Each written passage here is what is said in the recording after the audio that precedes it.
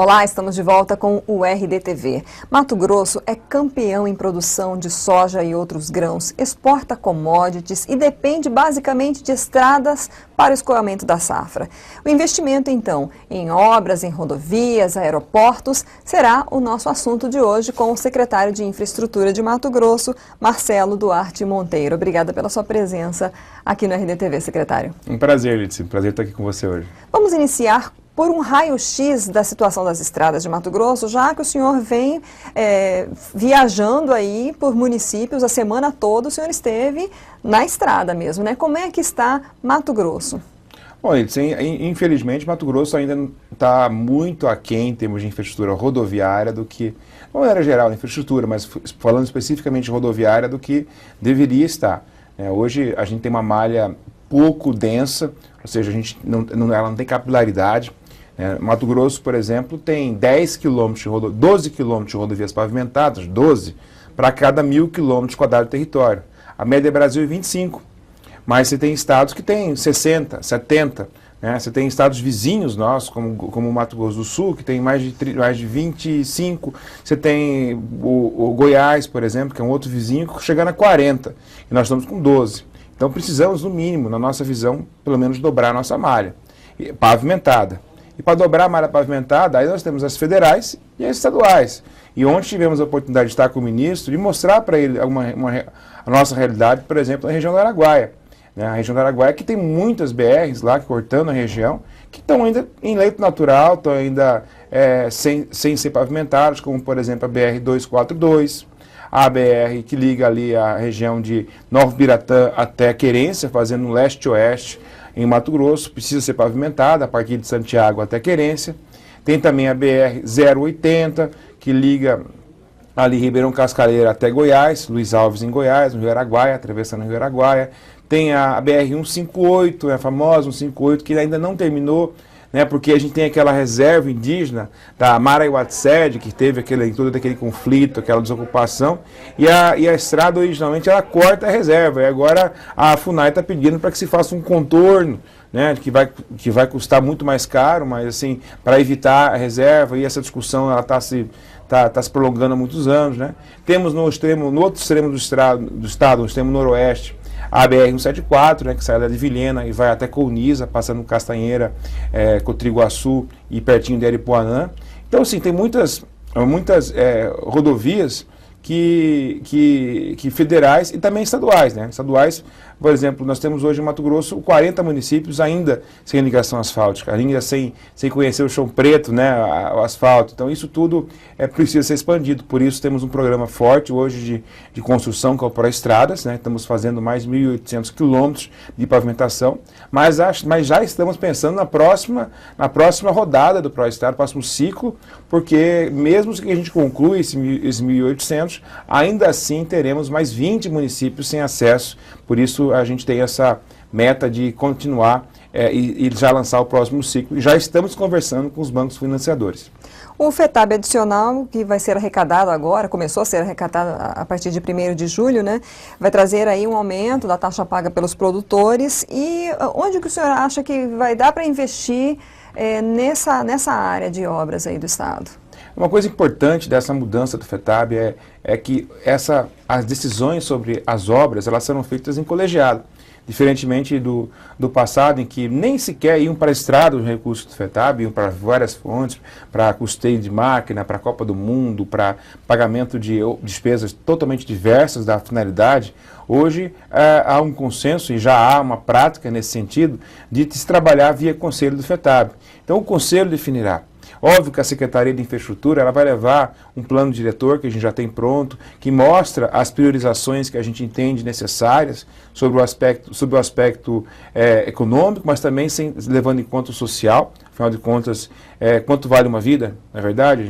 Quanto vale a dignidade do ser humano que quer ter acesso a um asfalto, uma ambulância que chega mais rápido, pode salvar vidas também, um carro, uma viatura de polícia que consiga também andar mais rápido para, de repente, coibir crimes e e ações criminosas no interior, que a gente sabe que tem muito. Então, isso tudo está sendo levado em conta para a gente poder fazer esse planejamento de uso do FETAB. A prioridade, com certeza, nesse momento, é a gente restaurar as rodovias. Né?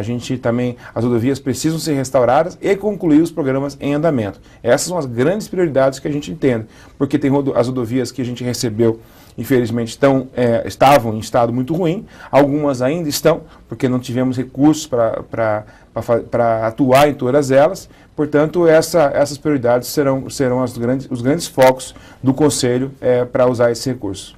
O senhor falou da questão do conflito, né, da área indígena. Esse conflito em relação à lei ambiental que existe toda uma discussão do impacto, né, que as obras causam. Como é que vocês estão tentando destravar isso? Porque o senhor, antes da gente começar a entrevista, estava citando justamente um exemplo de uma ponte em que já morreram 20 pessoas. Isso parece algo absurdo e ainda existe? Existe, por exemplo, a BR-242, ali ligando Novo Biratã até Santiago do Norte, uma BR que tem 8 pontes, foi feita a estrada, e uma estrada boa, muito boa, um pavimento excelente, só que as 8 pontes não foram feitas porque não tem licença. Foram licenciadas, foram licitadas e não tem licença. Isso é uma obra federal. Já morreram 20 pessoas, inclusive um grande amigo, perdi um grande amigo nessa ponte, uma dessas pontes, e até hoje não tem solução, porque a FUNAI está analisando os impactos, analisando estudos. Eu falei, gente, eu estive lá essa semana na FUNAI, eu falei, gente, quanto vale uma vida? Quanto vale uma vida? O que a gente vai estar falando aqui? Não estou falando de vida. Então a gente tem que entender que o Brasil precisa colocar o ser humano, o brasileiro em primeiro lugar. Né? A gente tem, obviamente, os impactos ambientais, eles são assim, infelizmente, necessários para que a gente consiga ter a infraestrutura que preserve vidas e que gere desenvolvimento, porque o desenvolvimento também gera dignidade. Você tem que ter vida, sim, tem que preservar a vida, e quem vive aqui tem que ter dignidade, tem que ter condições de viajar, de ir e vir, de ter um negócio, de ter um trabalho e não arriscar a sua vida. E se um dia precisar de uma ambulância para levá-lo a um hospital, que muitos vêm aqui em Cuiabá, que essa ambulância chegue rápido e volte rápido com o paciente. Né? O licenciamento ambiental, ele tecnicamente deveria sair antes, né, da obra, antes mesmo da licitação. Por que toda essa demora? A falta de vontade política para que se libere esse tipo de trabalho, ou se busque alternativa que não tenha o impacto previsto? Eu acho que sim. Eu ontem tive com o ministro conversando. Eu vi que o governo anterior, ele é um governo que tinha um cunho ideológico muito forte, um cunho ideológico que muitas vezes fugia ao controle dos próprios gestores.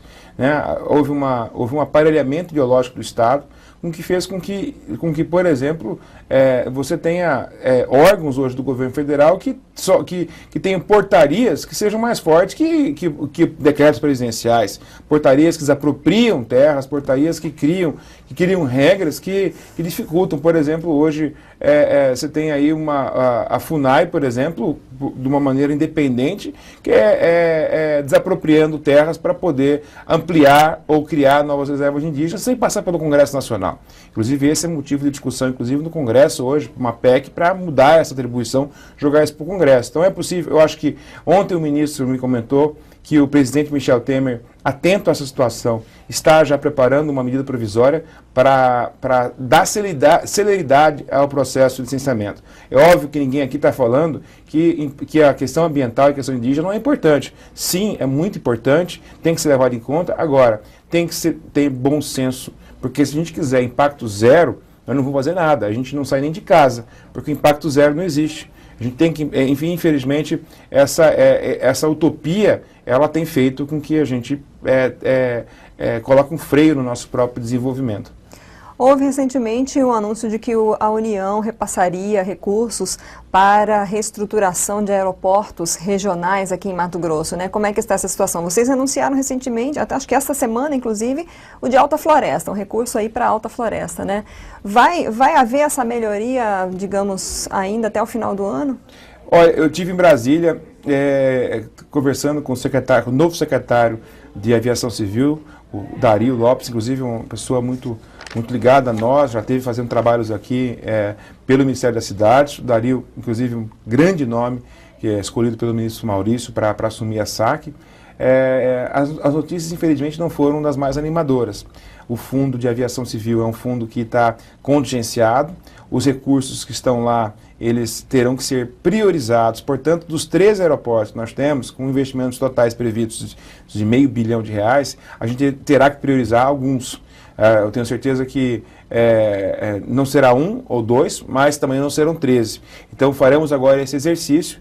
Eu tive um compromisso do ministro no sentido que esse corte não será linear, de modo que os estados que tenham, por exemplo, como Mato Grosso, maior extensão territorial e menor infraestrutura, sejam atendidos de forma desproporcional daqueles que já estão atendidos. Por exemplo, o Rio Grande do Sul se manifestou nessa reunião que precisa de um aeroporto, que já tem só e Passo Fundo que eles querem. Quer dizer, Santa Catarina só precisa de mais um. Então a gente tem, eles fazendo esses cortes, nós com certeza precisaríamos de mais. Mas, além disso, discutimos uma outra saída com o ministro, que já foi nos sinalizado positivamente, que é, além da inclusão, da discussão desse programa de aviação regional, nós incluirmos na concessão do aeroporto Marechal Rondon, que está prestes a ser iniciado o estudo dela, a possibilidade de se incluir vários aeroportos regionais de porte médio aqui de Mato Grosso. E isso vai ser um caso único no Brasil. Único, e eu tenho certeza que já com o aval do ministro, pelo que conversamos ontem. Estou te dizendo isso aqui em primeira mão, por quê? Porque essa inovação, ela parte do seguinte pressuposto. Você licita um aeroporto como Marechal Rondon, que é um aeroporto superavitário. Ao invés do recurso de uma outorga, porque como é superavitário, ele vai pagar uma outorga para o governo federal, voltar para um fundo lá em Brasília, e esse fundo, ele quem sabe um dia voltar para cá para ajudar os menores, por que não já colocar no pacote da concessão, por exemplo, Cuiabá, Barra do Garças, Rondonópolis, Alta Floresta e Sinop, que são os 4 principais aeroportos aqui de Mato Grosso. Foi isso que nós sugerimos, protocolamos um documento ao ministro, ele já nos sinalizou positivamente, assim como a equipe técnica da SAC. Então esse movimento eu acho que vai ser muito importante, porque a gente, além de você resolver a questão da infraestrutura, você tem um operador que com certeza será um operador de grande porte. Imagina uma empresa europeia de Frankfurt, que opera o aeroporto de Frankfurt, ou opera o aeroporto de Heathrow em Londres, ou opera o aeroporto de Changi em Singapura, aqui operando Cuiabá, Rondonópolis, Alta Floresta, Barra do Garças e Sinop. Quer dizer, imagina o quanto o Mato Grosso vai ganhar com isso. Então isso pela primeira vez está sendo feito no Brasil, porque em todos os outros aeroportos que já foram concedidos, os recursos da outorga voltaram para o governo federal. O que nós estamos falando é o seguinte, não volta recurso da outorga. O que sobrar de recurso à concessão, que se invista aqui. Então essa modelagem, Mato Grosso vai ser piloto, graças aí a nossa conversa, a nossa articulação, e o governador Pedro Táxi tem feito esse contato direto com o ministro, inclusive foi dele que partiu o ofício e a iniciativa de sugerir essa modelagem diferenciada para Mato Grosso. Que boa notícia, secretário. Muito boa notícia. Bom, falando um pouco agora da questão do escândalo da SEDUC, do envolvimento de empreiteiras, né? À época, o senhor anunciou que possivelmente, se fosse comprovado, né, algum tipo de irregularidade, poderia haver a quebra do contrato. Esses contratos foram rescindidos? A gente tem que entender que o que houve na SEDUC foi uma situação que está sendo discutida nas esferas judicial, é um inquérito, há inclusive pessoas presas, mas foi uma quadrilha e uma situação que atuava em contratos da SEDUC. Apesar da gente ter ligações de um empresário lá com a Cinfra, não foi comprovado nenhum tipo, não foi nem verificado nenhum tipo de atuação, nem sequer semelhante dentro da Secretaria. Houve essa especulação, até no meu ver, muito maldosa, de pessoas colocando isso na imprensa, que a Cinfra ia ser a próxima, que isso, que aquilo, e a gente viu que as coisas não funcionam assim, né? Lá as coisas são diferentes. Por exemplo, nós agora fizemos uma licitação de 70 milhões para selecionar 9 empresas. E essa licitação, Lídice, aconteceu via pregão presencial. Nunca houve um pregão para selecionar empreiteira na Cinfra. Nunca houve na história. A gente fez um pregão, quer dizer, de uma forma mais que é a forma mais transparente e lista para você selecionar empresas que um pregão presencial. Nunca, para você ter uma ideia, publicava-se edital de licitações da Cinfra em sites, ou publicava-se um aviso no Diário Oficial, obviamente, porque isso é obrigatório por lei. Aí quem quisesse o edital tinha que ir lá comprar. E para comprar tinha que dizer qual era o nome, de onde que era, telefone, para daí alguém de repente entrar em contato para fazer algum tipo de proposta indecente. Isso não tem mais, hoje está no site, baixa quem quer. Outra coisa, para participar da licitação, você tinha que participar de visita técnica. Para que isso? Para também saber quem que ia participar. Nessa não precisa. Ou pagar calção de participação. Para que calção de participação? Para você também mapear aquelas pessoas antes do dia da sessão. Hoje não. O edital está publicado, no dia da sessão aparece quem quer. Sendo habilitado, participa da licitação. E isso está garantindo que a gente tenha uma competição. Por exemplo, no leilão que a gente fez semana passada, dessa vez um pregão eletrônico, conseguimos redução de 25% no preço. Nesse outro leilão da empreiteira foi 15% de média de redução.